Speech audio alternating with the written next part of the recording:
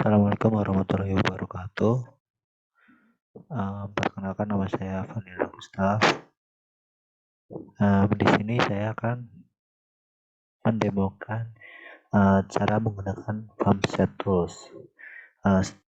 Pertama kita buka FarmSet Tools, lalu kita membuka file dengan klik File, kemudian Open, kemudian cari filenya berupa formatnya VF2, kemudian kita open. Nah, setelah ini kita disuruh memasukkan sebuah password. Ini passwordnya adalah 2. Kita klik apply. Nah, pada tampilan awal merupakan tampilan device info. Di device info ini kita bisa mengedit berupa main location, sub location, dan seterusnya. Nah, di sini saya akan mengganti main location dengan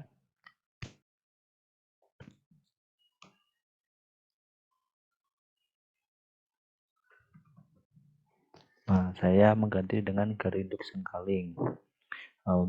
Untuk sub location-nya saya ganti menjadi Penyulang Hujan. Kemudian namanya tetap V40. Untuk device name yang di bawah ini kita ganti juga. Kita ganti Sengkaling. Nah, untuk device type-nya bisa dirubah juga menjadi V40. Dan application mode-nya dari motor kita ganti menjadi feeder atau penyulang. Dan untuk pengaturan di bawah ini akan menyesuaikan apabila kita mengkonekkan dengan alat. Nah, setelah kita mengganti di bagian device info, setiap item yang kita ganti kita harus selalu mengklik menyimpan dengan write. Nah, di sini apabila kita klik write, maka datanya kita bisa transfer menuju ke alat. Namun untuk kejadian ini kenapa tidak bisa ditransfer? Karena aplikasi tidak terhubung dengan alat. Kemudian yang selanjutnya kita menuju ke measurement.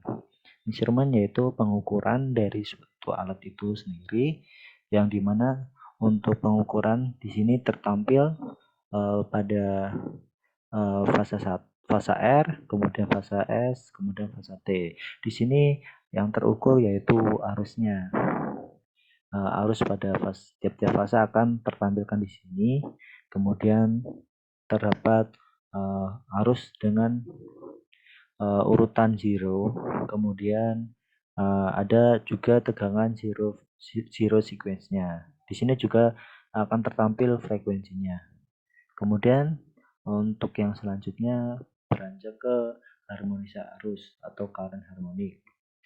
Di sini current harmonicnya tertampil ada 2 tipe, yakni rata-rata dari harmonisa arus IL1 THD yaitu total harmonic distortion. Nah, untuk total harmonic distortion ini tertampil dengan hasil presentase. Total harmonic distortion ini tertampil setiap fase juga tertampil pada presentase yang ada di tampilan berikut ini. Kemudian untuk yang di bawah ini termasuk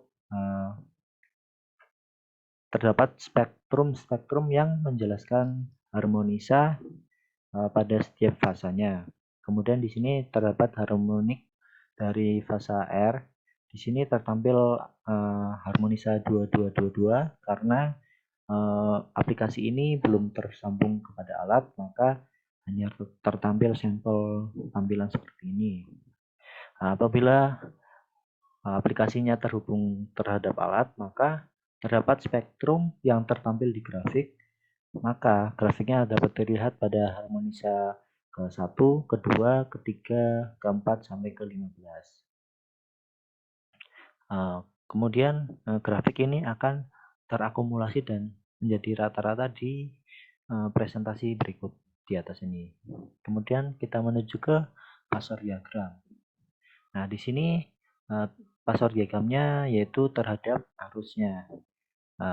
Jadi semisal jika yang terhubung ini arusnya seimbang, dapat diibaratkan pada fasa R-nya ini tertunjuk pada sudut 0 derajat. Kemudian fasa R-nya tertunjuk pada sudut 120 derajat. Kemudian fasa S-nya tertunjuk pada 240 derajat. Dan ini termasuk kondisi seimbang. Dan apabila kondisinya tidak seimbang, maka sudutnya akan tertampil pada grafik di sini, anak panah tersebut. Kemudian grafiknya juga tertampil di sini. Kemudian berikut ini merupakan zero sequence dan identik berkaitan dengan fasa netralnya. Kemudian lanjut ke RMS measuring, yaitu root mean square-nya dari setiap arus, di mana di sini tertampil arus pada fasa R, S, dan T, dan yang di atas ini arus rata-rata RMS-nya, root mean square-nya berapa. Kemudian untuk bagian selanjutnya yakni Monmax, yakni di sini tertampil sebuah data yang direcord oleh alatnya tersebut. Di sini tertampil data-data dari setiap bulannya itu maksimalnya berapa. Misal untuk measurement-nya ini IL1 max itu dari arus pada fase 1 selama bulan Januari itu maksimal berapa. Misal arus maksimalnya itu 3 ampere. Nah, kapan terjadinya itu dapat direcord di bagian sini. Dari tanggalnya berapa, untuk waktunya jam berapa itu dapat direcord oleh aplikasi. Selama 1 bulan ini paling tinggi itu berapa dan akan ditampilkan di sini. Kemudian ini akan terrecord bertahap setiap bulannya, dan di sini sebagai sampel recordnya dari tahun 2013 sampai 2014.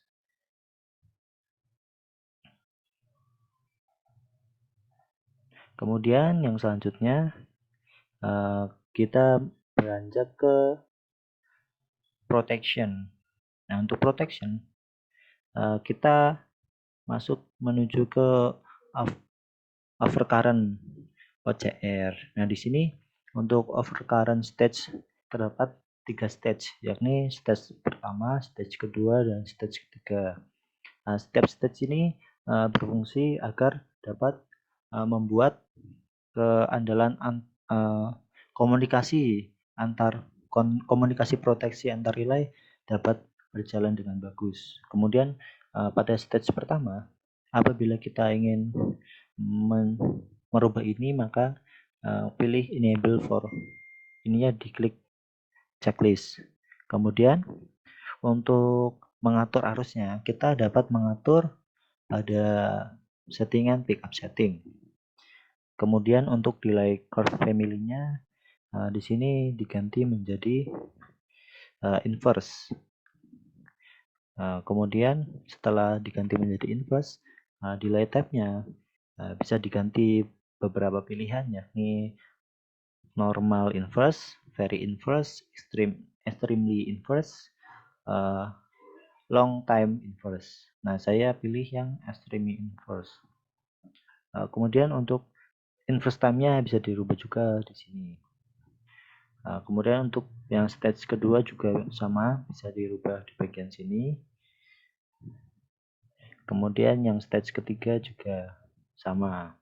Kemudian beranjak ke undercurrent stage, yakni undercurrent stage ini gimana kondisi apabila terjadi pelepasan beban secara tiba-tiba, maka arus yang mengalir di pengantar tersebut tiba-tiba akan menurun. Nah, untuk mengaturnya di sini menggunakan undercurrent stage. Kemudian untuk unbalanced stage ini pengaturan apabila kondisinya tidak seimbang.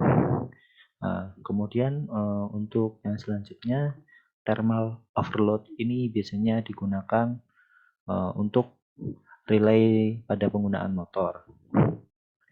Nah, untuk berikutnya adalah earthfall stage.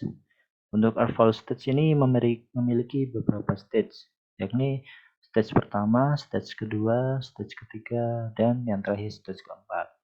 Nah, di sini berfungsi untuk relay yang berkaitan dengan titik netral. Nah, ini biasanya digunakan pada sambungan delta terbuka atau broken delta connection. Nah, untuk yang berikutnya yakni directional. Untuk directional ini biasanya digunakan untuk sambungan di Jawa Timur. Kenapa di Jawa Timur digunakan seperti ini? Karena pada penyulang di Jawa Timur, setiap outgoing dari trafo untuk pentanahannya menggunakan resistansi yang sangat tinggi. Penggunaan resistansi yang sangat tinggi ini menyebabkan arus yang mengalir pada pentanahan itu sangat kecil. Makanya dibutuhkan directional ini. Nah, directional ini berbeda dengan sambungan di Jawa Tengah. Di Jawa Tengah, untuk pentanahan di outgoing trafonya tersebut itu menggunakan pentanahan langsung. Makanya arusnya itu yang mengalir pada pentanahan sangat besar. Jadi tidak dibutuhkannya ini.